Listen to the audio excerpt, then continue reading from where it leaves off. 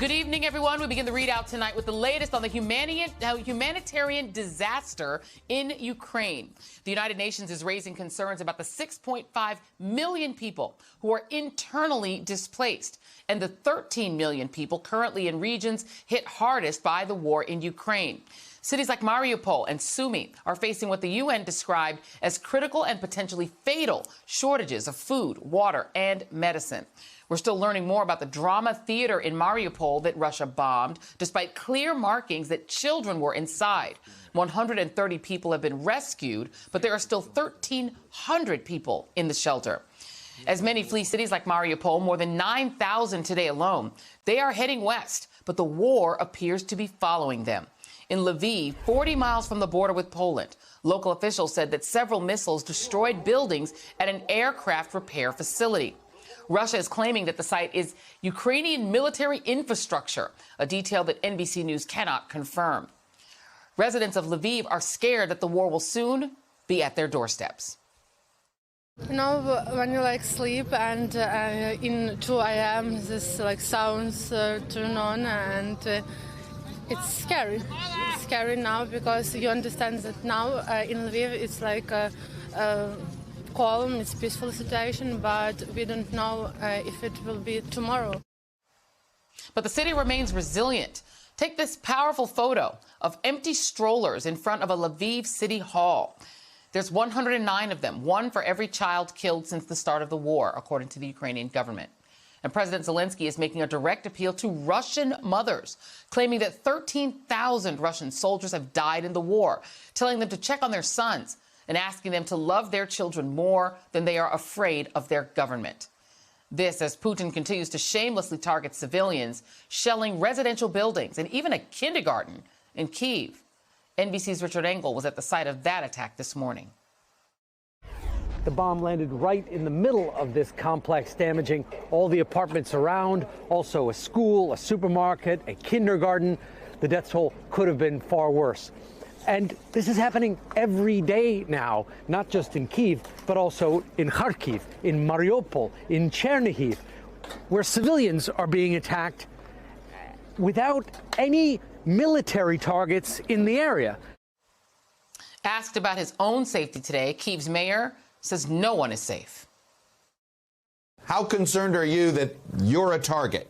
You personally are a target of Russian forces for kidnapping purposes, propaganda, or worse?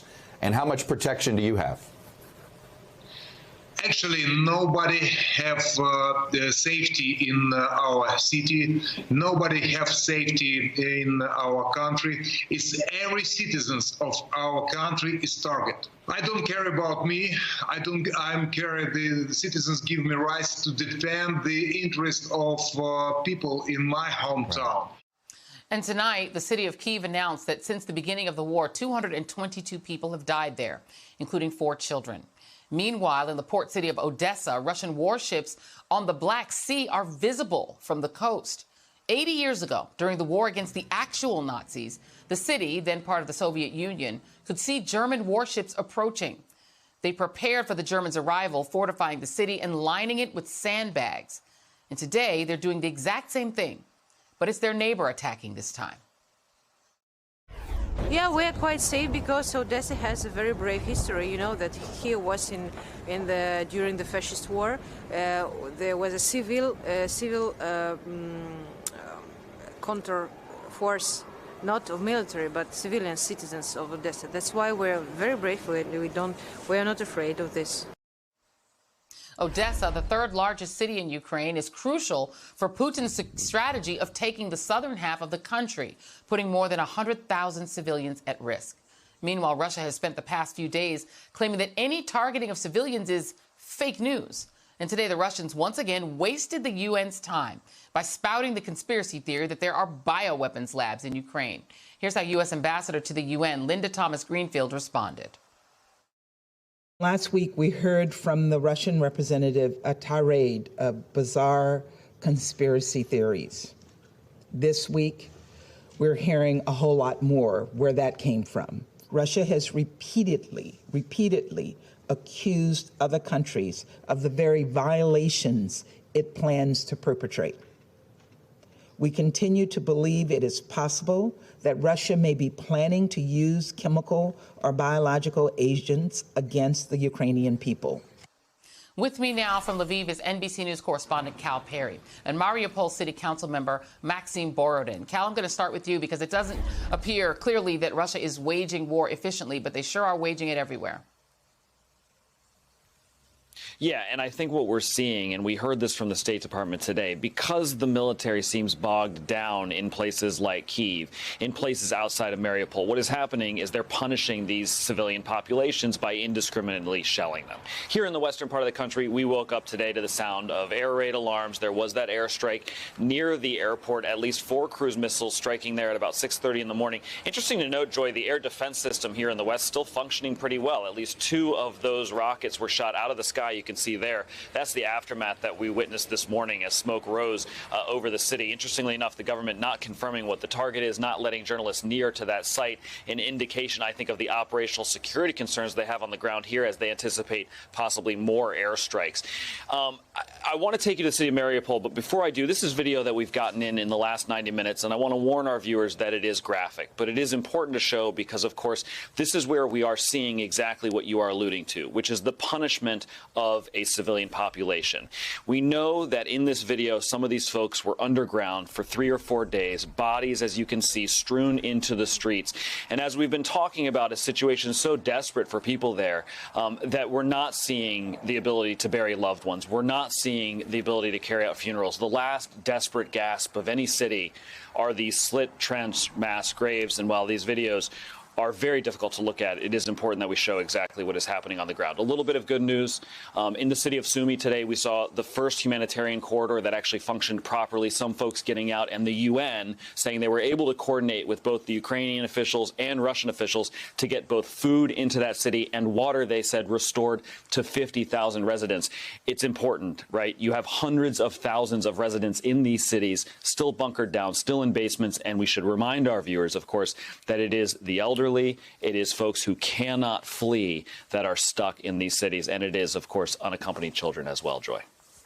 Wow. City Council member Borodin, Mariupol is your city.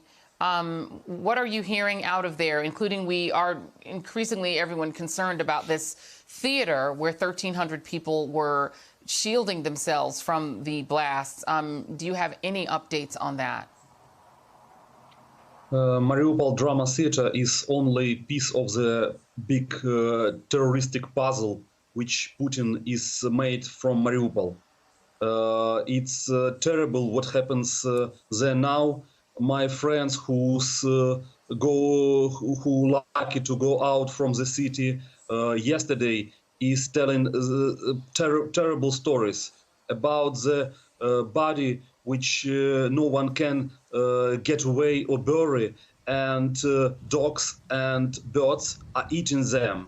It's terrible, and people most of the time must stay in the ceiling because of bombing from the planes and because of the non-stopping shelling. Putin destroying Mariupol today, Putin terrorist troops seems to be saying to all the world, look, this will happen to everyone who does not submit for us. So, as we can see, Putin's Russia only, like anyone aggressor, they only understand one rules. If we don't get him in the teeth, he goes further. And it's not about only Ukraine. He goes further to the Europe. No any chances he stops.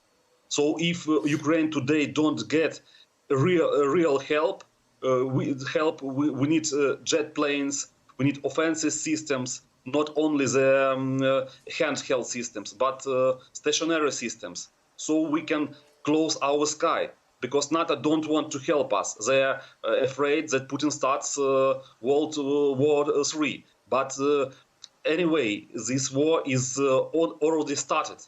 So we need to stop Putin now, because later it will be hell. And we're looking at all of these horrific images and heroic images, really, of Ukrainians trying to save lives inside of these battered cities. And City Council member Borodin, what is the status of places where people are fleeing? And even, as you said, there are places where people can't flee. They have to continue to shelter.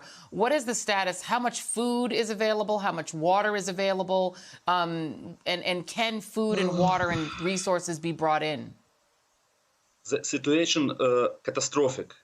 I can't tell you the real situation because every people have a different situation. Someone have some stores, food stores, but someone don't have food for weeks, and there are no electricity and there are no heat, and the only water they can get is water when they melt the snow. But now there are no snow, but there are frost on the streets. -6 or -7, and without heat, you understand, it's real genocide. Putin held this city only to make to punish Mariupol, which stands from the 2014, and he needs to show the picture of liberation from the fascist Mariupol. But there are no fascists. There are only civil people who wants to live on their land and who wants to be Ukrainian, not any others. Yeah.